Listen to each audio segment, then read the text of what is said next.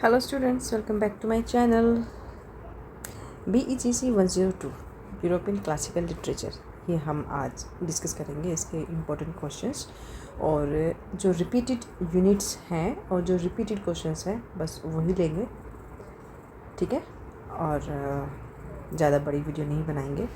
इसके साथ साथ एक बात और, thank you so much to all of you जो वीडियो को लाइक कर रहे हैं, इतने अच्छे से इतने प्यारे प्यारे कमेंट्स कर रहे हो तुम लोग, और वीडियो हेल्पफुल हो रही है तुम्हारे लिए, तो उसके लिए थैंक यू सो मच। और मैं ट्राई करूँगी, मैं कोशिश करूँगी कि और अच्छे से तुम लोगों को समझा सकूँ। समझाना तो सही वर्ड नहीं होगा, because we all are equal. तो आई मीन मैं अपनी जो जितना मुझे आता है वो मैं आप लोगों के साथ शेयर कर सकूँ in a better way, and that is going to be helpful for you in future. So ये मेरी कोशिश रहेगी और बस इतना सा ही कहना था। तो आज की वीडियो स्टार्ट करते हैं। सबसे पहले तो पेपर का नाम हमारा BEGC 102 है, यूरोपियन क्लासिकल लिटरेचर है इसका नाम। 3 घंटे का टाइम होने वाला है और 100 मार्क्स आपके मैक्सिमम होने वाले हैं। वो छोड़ते हैं, सबसे पहले देखते हैं, नोट देख लेना। This paper has 3 section ABC, 3 parts में डिवाइड है ये paper. Attempt questions from all sections, सारे सेक्शन से आपको क्वेश्चंस लेने हैं। Attempt 4 question from section A, 2 from B and 3 from C। Okay, तो कुल मिला के आपको 2, 3, 5 क्वेश्चन करने हैं और जो 4 क्वेश्चन है वो पहले वाले इसमें से करने हैं। देखो मैं दिखा देती हूँ, देख क्या पूछना चाह रहे हैं। ये होता है सेक्शन A, ठीक है। इसमें से शॉर्ट नोट्स आएंगे आपके लिए, 100 वर्ड्स में आपको लिखना है। 5 नंबर का आपके लिए ये होने वाला है, ठीक है। तो कोई भी 4 इसमें से कर लेना जो आपको बहुत अच्छे से आता होगा, ठीक है। अच्छा, एक चीज़ और मैं बता दूँ, आप जब एग्ज़ाम की तैयारी करोगे तो जितने भी जो भी आपका कोर्स है वो अच्छे से पढ़ के तो जाओगे ही। अगर आप वो लोग उन चैप्टर्स को ठीक से पढ़ लोगे ना, तो ये जो शॉर्ट नोट्स होते हैं ना, ये तो तुम आराम से कर लोगे, इनमें तो कोई दिक्कत ही नहीं आएगी करने की, ठीक है। सो ये कहने का मतलब ये है कि सेक्शन A में शॉर्ट नोट आएंगे और मैं ये वाला पार्ट छोड़ देती हूँ, ठीक है। कोशिश करूँगी, अगर मैं वैसे तो इस वीडियो के 2 पार्ट बनने वाले हैं, ठीक है। एक पार्ट में तो ये कंप्लीट नहीं हो पाएंगे, तो सेकंड पार्ट में मैं कोशिश करूँगी इस क्वेश्चन को भी लेने की, सेक्शन A को भी लेने का। बट फ़िलहाल इस वीडियो में मैं इसको स्किप कर रही हूँ, क्योंकि ये जितने भी पार्ट्स यहाँ पर जो पूछे जा रहे हैं, ज़रूरी नहीं है कि ये सेम ही आ जाए, बट हाँ ये चांसेस हैं कि इसमें से 2 से 3 पार्ट्स जो हैं वो आपको रिपीट हो जाएंगे। ओके, तो सेक्शन A आप डिपेंड करता है आपकी फर्दर स्टडीज़ पर, जो भी आप पढ़ के जाएंगे उसमें से कुछ ना कुछ ज़रूर आ जाएगा इस सेक्शन A में, तो वो आप इजीली कर लोगे। अब हम बात करते हैं जो सेक्शन B की तरफ चलते हैं, जिसमें से कि बड़े क्वेश्चन आने वाले हैं, तो उनको स्टार्ट करते हैं। सेक्शन B में हम आ गए हैं। यहाँ पे आप नोट कर लेना, जो भी क्वेश्चंस हैं वो 250 वर्ड्स में लिखने हैं आपको, और एक क्वेश्चन आपका 10 नंबर का होने वाला है। तो इसी में जो सबसे इम्पोर्टेंट क्वेश्चन होने वाला है वही हम करेंगे यहाँ पर। Discuss the characteristics of an epic with reference to the Iliad. Iliad से हमेशा ही आता है, कैरेक्टरिस्टिक्स तो पूछे ही जाते हैं, ठीक है। तो इसको तो हम बिल्कुल नहीं छोड़ेंगे, ये इंपॉर्टेंट क्वेश्चन है, इसको देख लेते हैं। इंट्रोडक्शन लिखेंगे सबसे पहले तो हम। द होमर्स जो इसके राइटर हैं, ठीक है, Homer's Iliad is a quintessential primary epic, or it sets the gold standard for epic poetry by utilizing grand scale, ठीक है। ग्रैंड स्केल की बात करते हैं, अ मैजेस्टिक लिटरेरी स्टाइल और larger than life characters to explore foundational human themes like war, honour and destiny. तो ये हो गया थोड़ा सा रेफरेंस अबाउट इलियाड कि होमर्स the Iliad is a quintessential primary epic. It sets the gold standard for epic poetry by utilizing grand scale literary style or larger than life characters to explore foundational human themes like war, honor और destiny, ठीक है। अब हमें जो बात करनी है next, वो है हमारी कैरेक्टरिस्टिक्स के बारे में बात करनी है। तो यहाँ पर हम लिखेंगे की कैरेक्टरिस्टिक्स। तो एक एक करके सारे पॉइंट्स हम लिखेंगे यहाँ पर। सो फर्स्ट जो हेडिंग देंगे आप वो है main characteristics on epic epic जो इलियड के हम बारे में हम बात करें तो मैंने हेडिंग्स ऑलरेडी लिख दी है टू सेव टाइम। और पहला लिखेंगे हम एपिक हीरो। ठीक है, एपिक हीरो के बारे में बताएंगे कि the narrative centers on a larger than life protagonist who embodies the ideals and flaws of their culture. ठीक है, then in the Iliad this is Achilles. यहाँ पर हम एचलिस की बात कर रहे हैं, सॉरी हाँ, he is a demigod of super human strength और करेज। यहाँ पर एपिक हीरो के बारे में जो हम बात कर रहे हैं तो जो एचलिस है वो एक डोमी गॉड है of a super human strength and with courage, torn between the pursuit of everlasting glory and his own profound humanity and pride। ठीक है, ये एपिक हीरो के बारे में आप थोड़ा सा लिख देंगे। देन वास्ट सेटिंग के बारे में बताएंगे हम। तो जो ज्योग्राफिक स्कोप है, the geographic scope of the epic is monumental.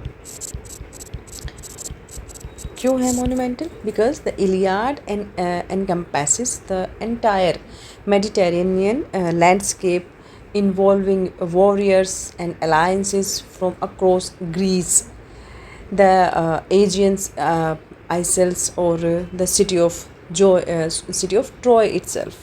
ठीक है, सिटी ऑफ ट्रॉय।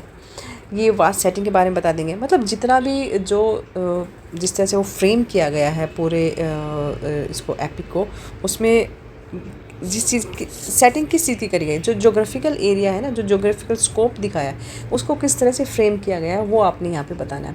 इसमें मेडिटेरियन लैंडस्केप के बारे में बता देंगे आप, वेरियर्स के बारे में बता देंगे, जो अलायंसेस थी फ्रॉम अक्रॉस द ग्रीस और जो एजियन आइसल्स थे उनके बारे में, and the city of Troy. तो ये पूरा एक जोग्राफिकल एरिया यहाँ पर इसमें इलियाड में जो है दिखाया गया है, यूज़ किया गया है। Then supernatural intervention. Supernatural intervention में बताएंगे आपको गॉड्स एंड डेटीज़। ठीक है, गॉड्स और डेटीज़, इनके बारे में बात करेंगे। They frequently take an active role in human affairs, choosing sides, granting favors, and physically fighting alongside or against mortals। For instance, जो एथेना है, Athena guides Achilles spear in his duel against Hector, while जो Zeus हैं, Zeus influence करते हैं the overall momentum of the Trojan War। ठीक है, Trojan war के बारे में बात की जा रही है यहाँ पे। In the middle of things, fourth point है हमारा, in the middle of things, rather than starting at the absolute beginning of the Trojan war, this epic plunges the reader directly into the action. Okay, जो ये epic है, ये जो audience है, जो reader है, उनको डायरेक्टली एक्शन में ले जाते हैं। The Iliad opens in the 10th and final year of the war, specifically focusing on the devastating wrath of Achilles and its immediate consequences। तो in the middle of things के बारे में आप थोड़ा सा ये बता देंगे। ओके, और एपिक सिमिल्स के बारे में भी आप बताएंगे थोड़ा सा, जो ग्रामेटिकली जो चीज़ें यहाँ पर हुई हैं वो आप बताएंगे कि एपिक जो है वो यूटिलाइज करता है extended highly detailed comparisons that compare heroic action to force of nature। The Iliad frequently uses these similes to heighten the drama। For example, comparing the rushing Greek armies to a roaring sea, है ना। जो Greek army यहाँ पर बताई गई है उसको ऐसे दिखा दिया गया है जैसे एक रोरिंग सी होता है ना, रोरिंग सी। मतलब ये है कि जो सिमिल्स यूज़ करी गई है ना, जो एक उपमा दी जाती है जिनको, ठीक है। तो that advancing warrior to a stalking furious lion. Okay, then elevated और ग्रैंड स्टाइल।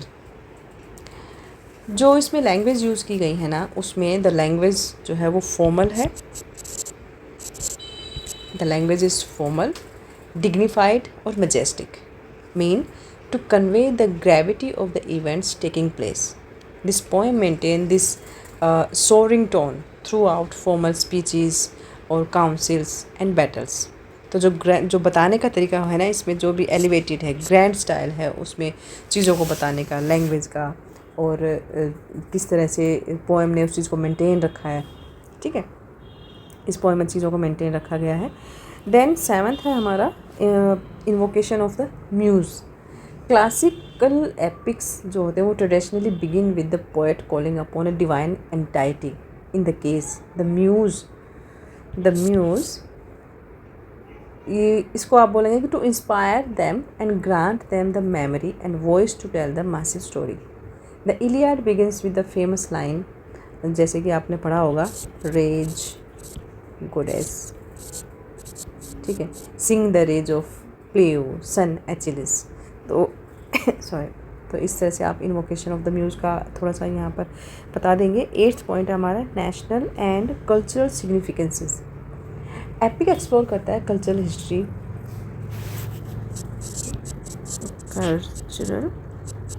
को, वैल्यूज़ को, ठीक है, एंड डेस्टिनीज़ को। The story of the Iliad is a foundational text of ancient Greek civilization and dealing with a historical or cultural cornerstone, the legendary Trojan War, जिसकी यहाँ पर बात की जा रही है। ठीक है, ट्रोजन वॉर को ध्यान में रखना, सारा इसी के आसपास घूमती है ये पोएम। तो ये हमारा क्वेश्चन हो गया। इसके बाद आप लिख देंगे यहाँ पर कंक्लूजन। ओके, सेकंड देखें, सेकंड क्वेश्चन करने वाले हैं द होरेशियन सटायर। ये इस पर भी अक्सर आपसे पूछा जाता है, the style of Horatian satire. जो सटायर था ना, उस पर तो आता ही है क्वेश्चन, तो इसको देख लेते हैं। सबसे पहले हम बात करेंगे इंट्रोडक्शन की। इंट्रोडक्शन तो हम लिखेंगे ही, ठीक है। So Horatian satire is a form of satire, ठीक है। किसके नाम पे रखा हुआ है? द रोमन पोएट होरेस, एक रोमन पोएट थे, उनके नाम पर ही ये होरेशियन सटायर इसको बोला जाता है। इसकी जो स्टाइल है और जो कैरेक्टराइज्ड बाय जेंटल ह्यूमर, मतलब जो सटायर यहाँ पर जो इसकी जो मेन चीज़ें होती हैं वो होता है एक जेंटल ह्यूमर, ठीक है, जेंटल ह्यूमर हो गया, मजाक हो गया, विट हो गया, टॉलरेंस, ठीक है, टॉलरेंस, और लाइट हार्टेड, ठीक है। क्रिटिसिज्म पूरा लिख देती हूँ मैं, criticism, okay, rather than harsh commendation. मतलब इसमें कुछ हार्श कमेंडेशन वाली कोई बात नहीं है। ये जो सटायर है इसमें जेंटल ह्यूमर, विट, मजाक, टॉलरेंस और लाइट हार्टेड क्रिटिसिज्म, ये सारी चीज़ों की बात करी जाती है। सटायर तो ऐसा ही होता है ना, जैसे आप जब स्टैंड अप कॉमेडियन को देखते हैं तो वो सटायर लैंग्वेज में बात करते हैं, तो वो मैसेज भी दे देते हैं अपना, वो किसी को हर्ट भी नहीं करते हैं, और उसके साथ साथ इन सारी चीज़ों का ध्यान रखते हुए वो अपनी बात कह देते हैं, मतलब, ठीक है, उसको सटायर बोलते हैं।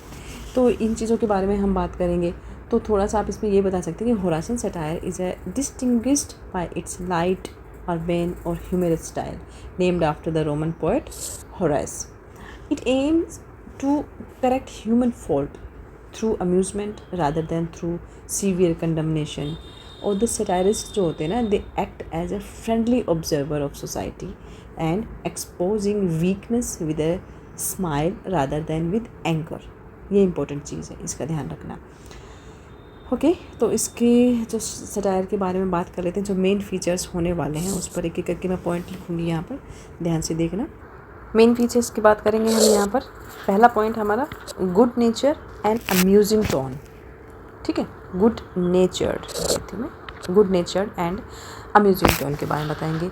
तो ये जो सटायर है that mocks human weaknesses and follies in a friendly और entertaining manner, and the satirist smiles at human behavior rather than attacking it aggressively, ठीक है। सो जो गुड नेचर और जो अम्यूजिंग टोन होती है उसके बारे में आपको थोड़ा सा बता देना है कि जहाँ पे एक तो जो होरेशियन सटायरिस्ट है वो रिकग्नाइज करते हैं that human beings are naturally imperfect and therefore they treat human follies with sympathy instead of attacking individuals or institutions fiercely. They highlight absurdities in a way that encourages readers to laugh at themselves and consider their behavior. ये एक अच्छी चीज़ होती है about satire. Then second point हम लिखेंगे use of wit and irony. Another important feature is its use of wit and irony की हम बात करते हैं यहाँ पर. और इसमें आप लिखते हैं playful humor. ये भी आप लिख सकते हैं playful humor. ठीक है. So the criticism is often indirect and subtle rather than delivering harsh judgment. Or the satirist employs clever remarks, amusing situations, exaggeration and irony to reveal the foolishness of people. This entertaining approach makes the satire effective because readers are more willing to accept criticism when it is presented humorously. ये एक बहुत important point बनता है यहाँ पर. Then third point हम बनाएंगे focus on everyday human fault. ठीक है. इसमें आप बता देंगे, थोड़ा सा लिख देंगे कि देखो हर इंसान कोई भी परफेक्ट नहीं है, हम रोज़ कुछ ना कुछ गलतियाँ करते ही हैं. तो जो सैटारिस्ट हैं वो उस चीज़ को किस तरह से शो करते हैं या उसको पे अटैक करते हैं वो बताते हैं. तो they targets common shortcomings such as vanity. ठीक है, वैनिटी हो गया, greed and pretentiousness and hypocrisy. And they also emphasize that such flaws are universal and part of human nature. ठीक है. तो ये हम सब मतलब जब हम आते हैं धरती पर तो हम सीख के नहीं आते. ये हम एवरीडे कुछ ना कुछ सीख रहे होते हैं अपने एटमॉस्फेयर से, है ना. तो जो इसमें फोकस कर रहे हैं ये जो एवरीडे ह्यूमन फॉल्ट्स हैं उसके बारे में यहाँ पर थोड़ा सा बात करते हैं, उसके बारे में बताते हैं. सो जो इनका पर्पज़ यही होता है कि that is not to punish wrongdoers but to encourage moderation, self awareness and good sense. Fourth point है मॉडरेट एंड टॉलरेंट एटीट्यूड. इसमें बताएंगे आप कि जो राइटर हैं, the writer often includes himself among those being criticized, suggesting sympathy for human imperfection, and the aim is to correction through laughter rather than punishment. तो जो stand up comedian होते हैं ना वो यही करते हैं. वो बिल्कुल उनका यही तरीका होता है कि जो भी जो चीज़ें सोसाइटी में हो रही हैं या पॉलिटिक्स में हो रही हैं तो वो एक सटायर वे में कह देते हैं. वो अटैक भी करते हैं बट वो इतना एग्रेसिवली नहीं होता है, वो मीनिंगफुल होता है. हंसी मजाक में वो बोल देते हैं, अपना मैसेज चला जाता है उनका. ठीक है. सो हाँ ठीक है, अभी हम बात कर लेते हैं नेक्स्ट पॉइंट की, कन्वर्सेशनल और इनफॉर्मल स्टाइल के बारे में. या आप इसको बोल सकते हैं कि बैलेंस और मॉडरेशन की भी बात कर सकते हैं आप यहाँ पर. तो the style is also conversational and informal. Horace frequently writes as though he is chatting with friends. जो उनकी स्टाइल है ना होरेस की, उनकी स्टाइल जब वो लिखते हैं तो और जब रीडर पढ़ रहे होते हैं तो वो ऐसा लगता है कि वो रीडर से बात कर रहे हैं, चैटिंग कर रहे हैं with friends, sharing observations about life and society. ये जो एक तरीका है ना, इसको आप बोलेंगे दिस रिलैक्स्ड मैनर क्रिएट करता है a sense of intimacy. Intimacy मतलब जब हम किसी के साथ अपनत्व, एक पर्सनल एक बॉन्ड फील करते हैं. And makes the moral lesson seem natural rather than forced. Stylistics जो होते हैं वो भी they often includes himself among those who possess weakness which further soften the criticism. Okay, so इसके बाद हम सिक्स्थ पॉइंट अगर मैं बनाऊं तो इसमें आप लिख सकते हैं कंस्ट्रक्टिव पर्पस. ठीक है, इसमें लिखेंगे कि the ultimate aim is moral improvement. It acts as a mirror to show people how ridiculous their behavior is and encouraging them to change willingly. willingly का मतलब होता है कि आप जब आप अपने आप को चेंज करना चाहो, willingly, unwillingly नहीं, ठीक है. और इसके बाद मैं एक पॉइंट और लिख देती हूँ यहाँ पर, forgiving टोन, माफ़ करने वाली जो टोन होती है ना. तो unlike its harsher counterparts जो जुवेनालियन सटायर होता है, Horatian satire is tolerant of human foibles. It aims to make readers laugh at society's and their own absurdities.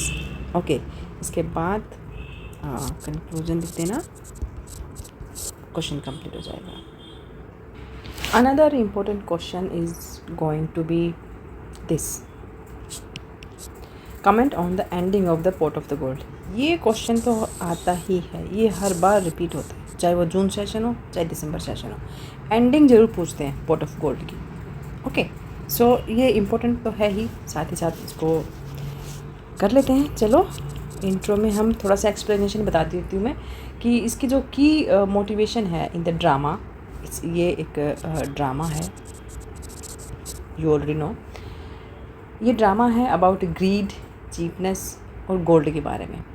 इसमें जो यूसिलियो है उसकी जो चीपनेस है and gold lust are the central themes. Okay, the author जो है ही pokes fun at the traits of individuals in this straightforward drama. और थोड़ा सा इसके साथ साथ जो यूसिलियो है, ओके, वो कौन है? He is a poor guy who discovers the pot of gold and experiences material wealth as a result. But he continues to be poor in all other facts of his life. He just considered his gold. His daughter जो फेड्रिया है, she adores Lyconides, और his uncle जिनका नाम था मेगाडोर्स, he desires to wed कौन, जो इसकी daughter है उसके साथ, फेड्रिया के साथ, in order to establish a family. But ultimately he abandons that plan due to his love for Phaedria. Lyconides forfeits his inheritance in order to live with her while she is carrying his child. Okay, so in the beginning जो Euclio है, he discovered the wealth and buried it. In the twist, अब इसमें twist क्या है एक और, कि जो मेगाडोर्स हैं, Megadorus desires to wed Phaedria, and in the conclusion Euclio receives his pot of gold and Lyconides marriage Phaedria. That's it. इतना सा ये इसकी समरी कह लो, या इसके बारे में इसको आप इसका इंट्रोडक्शन बोल लो. ओके, अब हम बात करने वाले हैं इसके एंडिंग के बारे में. की एस्पेक्ट्स ऑफ द एंडिंग जो कि हमारा क्वेश्चन में पूछा गया है, वो एक एक करके बात कर लेते हैं. फर्स्ट है the resolution of the greed. ठीक है, बेसिकली तो सारा जो ड्रामा है वो ग्रीड पर ही डिपेंड है. तो यूसिलियो जो है वो ही spends the entire play paralysed by paranoia, terrified that everyone. Okay, दोबारा रिपीट करती हूँ. Euclio spends the entire play paralysed by paranoia, terrified that everyone including his wealthy neighbour, क्या नाम था उनका, मेगाडोरस. ठीक है, is out to steal his ancestral gold. और इन द क्लाइमैक्स क्या होता है, the gold is actually stolen by Lyconides servant. क्या नाम था उसका, स्ट्रोबिलस.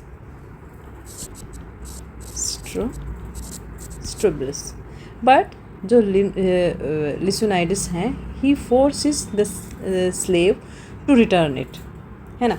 तो जो रेजोल्यूशन ऑफ ग्रीड है कि किस तरह से वो he was greedy about gold, तो उसके बारे में आपको बता देना है. और लास्ट में होता क्या है, ठीक है, वो सारी चीज़ें इस पॉइंट में आ जाएंगी. सेकंड है यूसिलियोस ट्रांसफॉर्मेशन. अब उसके ट्रांसफॉर्मेशन के बारे में आप क्या बताएंगे कि upon getting the gold back, जब वो उसको गोल्ड वापस मिल जाता है, यूसिलियो एक्सपीरियंस करता है an epiphany. He realise that possessing the wealth brought him nothing but sleeplessness nights, anxiety and fear. कि सोना तो मिल गया, बट उसके बदले उसको खुशी नहीं मिली कोई भी, बल्कि स्लीपलेस नाइट मिली, एंजाइटी मिली और डर मिला। ही uncharacteristically yield the gold to the young lovers, Leonidas and Phaedria, as a wedding gift. Last में वो लेसोनाइडस और फेड्रिया को सारा सोना दे देता है एज ए वेडिंग गिफ्ट। ठीक है, तो ये उसका ट्रांसफॉर्मेशन आप बता देंगे किस तरह से वो चेंज हुआ था। देन द अंडरलाइंग मोरल, तो ये जो प्ले है, this play concluding moral is essentially summarised by Megadorus. ये जो है ना मेगाडोरस, ही क्या बोलता है वो कि contentment, peace of mind and sound sleep at night are worth more than a dozen pots of gold. ये जो ट्रांजिशन था in the play from a chaotic farce into a romantic comedy that celebrates family and reconciliation over extreme materialism. Fine, ठीक है, ये 3-4 point आप बना देंगे यहाँ पर। इसके बाद कंक्लूजन लिख देना। ठीक है, कंक्लूजन में थोड़ी सी समरी, थोड़े से इन पॉइंट्स को बना के यहाँ पे डाल देना, तो कंक्लूजन आपका कंप्लीट हो जाएगा। ये जो क्वेश्चन है ना, port of gold, the ending of port of gold, यहाँ से हमेशा क्वेश्चन पूछा जाता है। मैं बार बार बोल रही हूँ, इसको छोड़ के मत जाना। इस पर कोई भी क्वेश्चन आए तो उसको कर लेना, और करो कि ऐसे कि अगर कुछ भी टाइम नहीं है ना पढ़ने का, तो हर चाहे वो प्ले है, ड्रामा है या पोएम है, उनकी समरी ज़रूर पढ़ के जाना। कि समरी पता होगी तो कुछ ना कुछ तुम ज़रूर लिख के आओगे, लिखने के लिए आपके पास कुछ होगा मटेरियल। ठीक है, तो समरी ज़रूर करके जाना। नेक्स्ट क्वेश्चन देखेंगे अब हम। नेक्स्ट क्वेश्चन हमारा है, do you think Euclio is finally integrated into society, give reasons to your answer. ठीक है, देख लो, एक और क्वेश्चन आ गया है पोर्ट ऑफ गोल्ड से, तो चलो बात कर लेते हैं। सो इसमें भी हम थोड़ा सा इंट्रोडक्शन तो लिखेंगे ही। इंट्रोडक्शन में लिखेंगे कि in Plautus play the pot of gold, Eusilio is not truly integrated into society. While the play ends with an act of generosity, his character is defined by extreme social alienation and mistrust. ये थोड़ा सा इतना यूसिलियो के बारे में बता देंगे हम। अब जो रीजंस हैं, ठीक है, हम इन रीजंस की बात कर लेते हैं। सबसे पहला है, फर्स्ट पॉइंट हम लिखेंगे यहाँ पर, he overcomes his obsession with the pot of gold. ठीक है, तो इसमें आप बताएंगे कि थ्रू आउट द प्ले जो यूसिलियो है, his greed isolates him from everyone around him. ठीक है, अपने लालच की वजह से वो सबसे दूर हो जाता है। And he distrust neighbours, servants and even well wishers, believing that everyone wants to steal his treasure. Treasure क्या था उसका? गोल्ड था। ठीक है ना। फिर in the end he gives up the gold and showing that he is no longer controlled by his obsession. ये 3 बातें आप बता देंगे इसके बारे में। सेकंड पॉइंट है, एक्सेप्ट सोशल रिलेशनशिप्स। तो earlier Euclio rejects normal social interaction and treats others with suspicion. Suspicion क्यों? कि other people will steal his gold, है ना। And by the conclusion he accepts Leonidas as his son-in-law and supports the marriage of his daughter Phaedria. This thing restores his connection with family and community. तो इस तरह से वो जो social relations हैं उनको एक्सेप्ट करता है। Then participates in the comic resolution. Roman comedy typically ends with harmony, reconciliation or marriage. So Eusilio becomes part of this social order, and when he abandons his selfishness and contributes to the happiness of the young couple. Young couple कौन है? Phaedria and Leonidas. Then fourth point है, he learns the value of human relationship. This play suggests that greed leads to loneliness, while generously leads to social acceptance. Eusilio's final act of giving the gold away symbolize his return to normal human society and shared values. Okay, then fifth point आप लिखेंगे, rejection of community. In the whole drama, he actively avoids social interaction. believing that drawing attention to himself or accepting favors like Megador's offer of free food is a trap that compromises his wealth. तो देखा जाए तो वो हर चीज़ को community को इसलिए भी reject करता है कि उसको लगता है कि ये एक ट्रैप है, ठीक है, टू कॉम्प्रोमाइज़ हिज वेल्थ, और उसकी जो गोल्ड है, टू स्टीलिंग हिज गोल्ड, ठीक है। 6th पॉइंट है materialism over people. His obsession with the pot of gold consistently supersedes his civic और जो family duties होती हैं, preventing him from forming genuine human bonds, ठीक है। तो ये सारी चीज़ें आ जाएंगी। इसके बाद आप यहाँ पर कंक्लूजन लिख देना, ठीक है। कंक्लूजन में आप बताएंगे कि yes, Euclio is ultimately integrated into society. His transformation from a paranoid miser into a man willing to share his wealth and accept family ties marks his social reintegration, ठीक है। The ending shows that he finally chooses community, marriage और human relations, ठीक है, human relations and over isolation और greed। तो ये कुछ reason हो जाएंगे कि वो किस तरह से उसने he was finally integrated into society. तो ये रीज़न बता देना आप, और उसके बाद कंक्लूजन ज़रूर लिख के आना। कंक्लूजन में वही है, थोड़ी सी समरी और थोड़ा थोड़ा इनके बारे में बस 2 लाइन लिख देना, तो कंक्लूजन एक अच्छा खासा बन जाएगा आपका। ओके, तो ठीक है, ये क्वेश्चन हो गया यहाँ पर हमारा। Another question is war brings about honour and horror. Honour और horror, do you agree? Comment keeping in mind the story of Iliad. Iliad से एक और क्वेश्चन करने वाले हैं हम, ठीक है।